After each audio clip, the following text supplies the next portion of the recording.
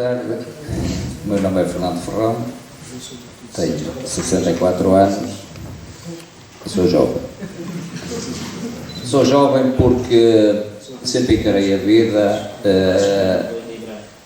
com muito realismo, com determinação e com muita reverência.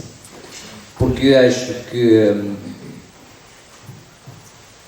o ser jovem não tem a ver com a idade, com a data do nosso nascimento.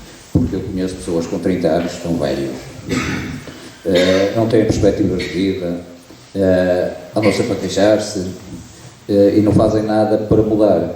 Os jovens não. Os jovens procuram sempre coisas novas. Eu, como a professora Laurinda, eu tenho 4 filhos. A mais velha hoje tem 46 anos e aos 26 também, quando eu dei por ela estava em Angola. E porquê? Porque este país, infelizmente para os jovens, realmente jovens, não dá grandes perspectivas profissionais. Nós somos uma geração, a minha geração, em que os nossos pais, a maioria deles com a 4ª classe, nos deram uns cursos. Nós nos conseguimos licenciar e também proporcionar depois aos nossos filhos, segundo dizem, a geração com mais capacidade, com um grau de licenciatura muito superior. E o que é que este país reserva a estes jovens? A imigração. Vão para a Inglaterra, vão para a França, vão para a Alemanha, Estados Unidos, mesmo Angola, Brasil. Porquê? Porque aqui não tem oportunidades.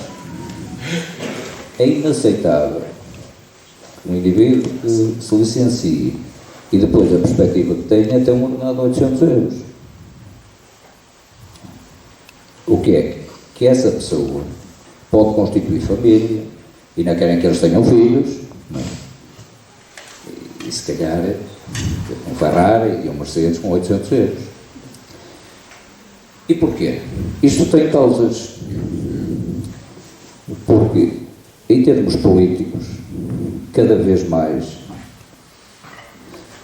se deixa para trás a competência, os graus académicos, para se meter o primo, a tia, o sobrinho. Não há memória de um nepotismo tão grande como há neste momento em Portugal. Infelizmente, para nós, temos assistido ao Big Brother, que cada semana sai um ministro porque tem problemas com a justiça, ou foi apanhado nas redes de corrupção, ou porque, enquanto foi Presidente de Câmara, fez ajustes diretos e algumas de obras que ainda não, nem tão pouco estavam planificadas, nem nunca foram realizadas. Quer dizer, isto tudo contribui para que, efetivamente, os nossos jovens não tenham perspectiva de futuro. Mas mesmo assim eu acredito neste país. Tanto é que com 62 anos me meti num projeto de uma empresa, eu sou empresário também, embora ligado à minha formação, à contabilidade e finanças, mas tenho uma fábrica de confecções, onde tenho 72 operários, e com 62 anos meti neste projeto. Levei com a pandemia, com o confinamento e essas coisas, mas não desisti, e cá estou. Porquê? A reverência, a juventude, não baixei os braços, não me pus à procura de subsídios. Eu só pedi uma coisa sempre: deixem trabalhar. Não quero subsídios da Segurança Social, do layoff, não quero nada disso. Deixem trabalhar. Sempre fui contra o confinamento. Sempre achei um disparate ao tempo. Pena é que só me deu razão passado 2 anos, depois de destruírem muitos empregos. E porquê? E agora com o PRR, quando soa dinheiro, este país, para receber, agora para criar, não. Aqui ao meu lado está das pessoas que mais combate este estado de coisas. Pena é que, em vez de lhe darem uma medalha, cobrem-no de processos judiciais. Porque neste país é assim, quem luta contra a verdade, contra a corrupção, em vez de ser reconhecido, não, é criticado, leva com processo em tribunal. Porquê? Porque a máquina que eles têm por trás é tremenda, tem muito dinheiro, e eles não verem processo, já estou à rasca, não é? Porque não têm dinheiro para contratar os advogados que eles têm. Eu costumo dizer que quando há estes casos de corrupção, eu sei logo se o indivíduo é culpado, é o advogado que eles contrataram. Porque o indivíduo sai no centro, não precisa de grandes advogados. Eles precisam é aqueles que têm o rabo preso de terem grandes escritórios de advogados por trás deles, que trabalham, fazem o serviço deles, é assim, mas que efetivamente destroem um país. Nós podíamos, eu uma vez vi uma frase numa rede social que é: nós podíamos ser um grande país se não tivéssemos tantos ladrões. E é verdade. E isto põe em causa a nossa juventude, que futuro nós temos para os nossos filhos. Eu, por acaso, não tenho netos, e às vezes ainda brinco, que acho que ainda estou a idade de ser pai, mas pronto, já é mais uma brincadeira que outra coisa. Mas eu acredito na nossa juventude e acredito também neste país. E é uma frase que eu gosto sempre e digo: deixem-nos trabalhar. Tenho dito. Muito boa tarde a todos. Estou aqui com muito gosto e, em primeiro lugar, queria cumprimentar o Augusto, que é a alma destes nossos encontros, e, portanto, é a ele que devemos agradecer não só o facto de fazer uma revista, de a produzir, mas o facto de nos estimular a pensar na revista e além disso, o facto de nos permitir juntar-nos aqui, encontrar amigos, e, portanto, isso já é um grande mérito do Augusto, que só é possível graças ao facto de ele próprio ser um jovem. Portanto, falar juventude hoje, aqui nesta sala, é falar do Augusto, porque ele tem uma característica que só os jovens têm, que é, em cada momento, pensa em coisas novas, novos projetos, uma nova revista, um novo tema, e por isso, apesar dele já não ter 20 anos, é entre nós os mais jovens, porque tem sempre a capacidade de inovar, pensar, e tem a energia que o faz, enfim, gerar todos estes seus filhos, que são as revistas, os livros, os encontros. Isso é um sinal de grande juventude. Por isso, o primeiro jovem que eu queria homenagear era aqui o nosso diretor. Depois, queria referir que há uma juventude de que eu não vou falar hoje. Nos últimos dias tem-se falado muito de juventude, a propósito das Jornadas Mundiais da Juventude. E as Jornadas Mundiais da Juventude são exatamente um dos casos em que se utiliza os jovens para um conjunto de atividades que não só não têm nada a ver com os jovens, como, pelo contrário, penalizam os jovens e comprometem o futuro dos jovens. Não acontece só com a juventude, acontece com todos estes grandes eventos, em que normalmente, a propósito de uma ideia nobre, que é realmente juntar uma série de jovens, ouvir o Papa, enfim, independentemente da religião que cada um de nós professa ou não, à partida isto é uma ideia generosa, juntar centenas de milhares de jovens a ouvir um líder religioso, parece uma boa ideia. O problema é que, ao reboque de uma boa ideia, da juventude, Jornadas Mundiais, depois monta-se em cima disso uma série de negócios que são protagonizados por autarcas que não são jovens, bispos que também não são jovens, empresários que também não são jovens e que todos eles estão pendurados em cima dos jovens para ganhar muito dinheiro que não vai certamente para o bolso dos jovens, muito pelo contrário, vai comprometer o futuro desses jovens. Mas isto é aquilo de que eu não iria falar. O que é que eu iria falar hoje a propósito da juventude? Eu sou das pessoas mais gratas à juventude, porque eu sou professor, e ser professor tem muita coisa boa, alguma coisa má, mas a melhor de todas, é a possibilidade que nos dá de estar sempre em contacto com os jovens. Eu tenho a felicidade de que todos os anos aparecem novos jovens como meus alunos, o que quer dizer que daqui a 10 anos, enfim, se eu continuar nesta atividade e espero bem que sim, estarei a contactar com novos jovens que trazem novas ideias.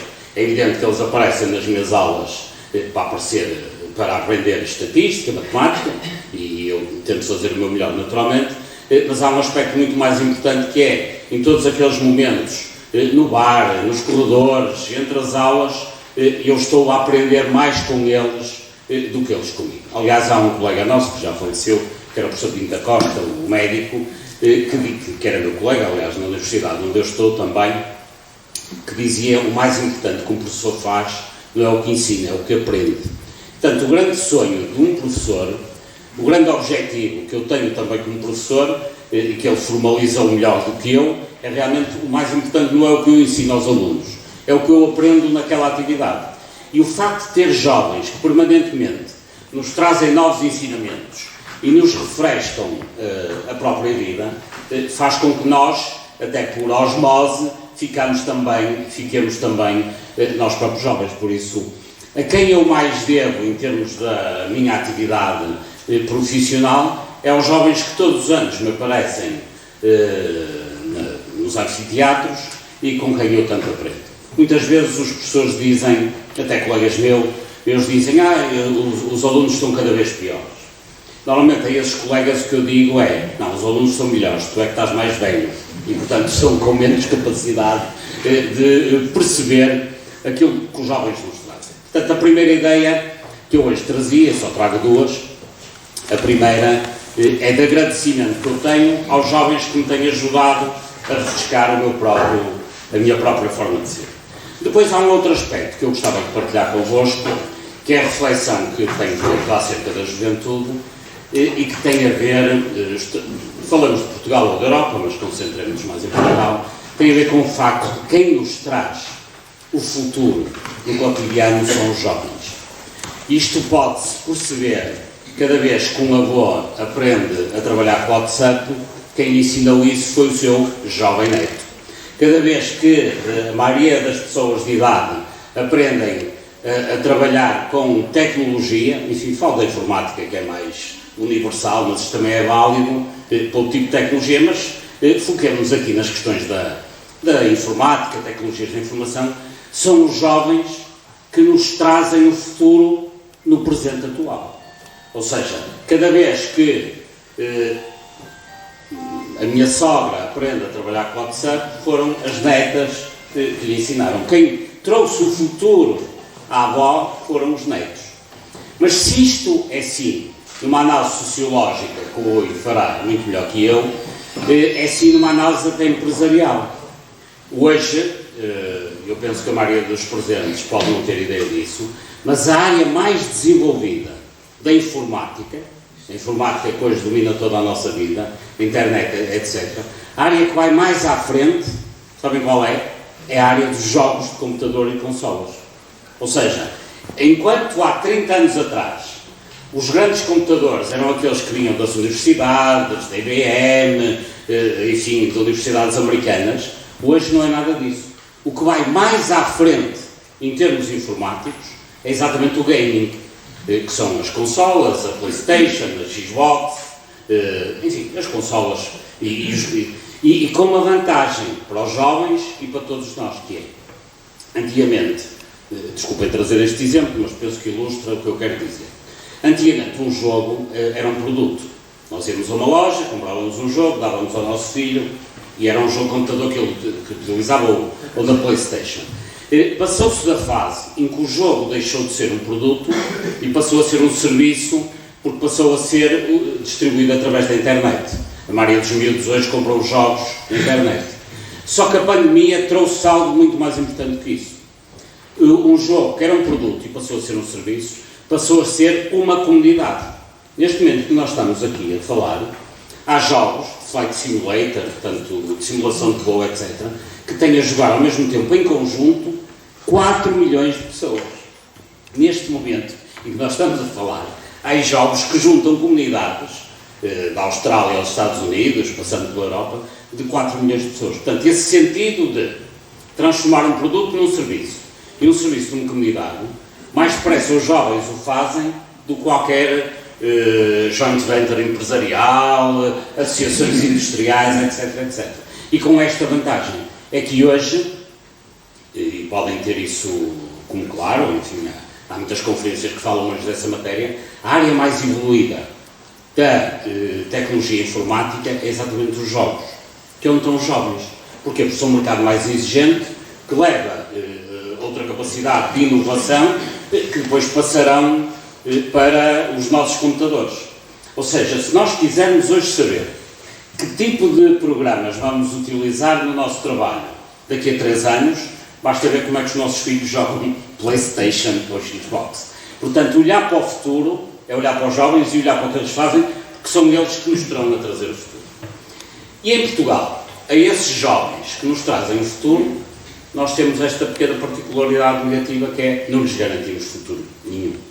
Porque em termos globais, em Portugal, não lhes permitimos aquilo a que todos deveriam ter direito, que é ter uma carreira profissional onde possam concretizar-se, ter um salário, comprar uma casa, ter uma vida em função das suas perspectivas, porque não só o mercado de trabalho está realmente fechado na maioria do país, enfim, nós temos 90% da população a 40 km do litoral, o que quer dizer que um país tão pequeno e temos as pessoas todas penduradas no litoral, em todo o interior não há possibilidade de carreira. Assim, não há um casal de jovens que tire um curso e vá viver para Valpaços, quer dizer, não acontece, quer dizer, ou eram de Valpaços e fogem rapidamente de Valpaços para vir para o Porto ou para Lisboa, ou então, se são daqui, imaginem um casal de jovens, tiram um curso de dentista, etc. Vão para Valpaços, não vão para a Inglaterra, ganham muito mais e têm uma carreira pela frente. E se têm uma carreira de outro tipo, se eventualmente quiserem mesmo ir para Valpaços, é que assim, os jovens já não querem, eu estou a dar este exemplo, não estou a pensar exatamente em Valpaços, estou a falar de uma terra qualquer do interior. Se um casal de jovens que acabou de se licenciar quiserem ir para Valpaços, têm poucas oportunidades, mas mesmo que eventualmente queiram, ao chegar lá, ou estão na rede de amizade do Presidente da Câmara, do Provedor da Misericórdia, do Presidente dos Bombeiros e de outro qualquer, enfim, um empresário com alguma dimensão, ou então, por muito que eles queiram ir para trabalhar lá, não têm emprego, porque a rede local não precisa de trabalhadores de qualidade, precisa de apaniguados das juventudes partidárias que vá alimentar esta estrutura de poder. E por isso, tirando em áreas muito específicas, naturalmente, há exceções, mas na generalidade, os nossos jovens, o melhor que lhes pode acontecer hoje é emigrar e tentar carreira fora de Portugal, porque aqui, tirando em algumas áreas muito particulares, não tem essa possibilidade. E por isso, para concluir, devíamos todos pensar que aqueles jovens que nos trazem o futuro no nosso cotidiano são exatamente aqueles a quem nós comprometemos o futuro deles. Portanto, isto é uma sociedade profundamente ingrata com os seus jovens. É evidente que, aqui entraremos numa conversa política que não é para hoje, mas que sociedade é esta que cria uma situação tal em que os jovens não têm futuro? E se os jovens não têm futuro, a sociedade também não tem futuro. Mas para acabar com uma palavra mais simpática, volto ao início, e lembro aqui a juventude do nosso Augusto, que é um resistente no meio disto tudo, e é um jovem a quem, apesar de tudo, a sociedade e nós todos agradecemos o trabalho que tem feito.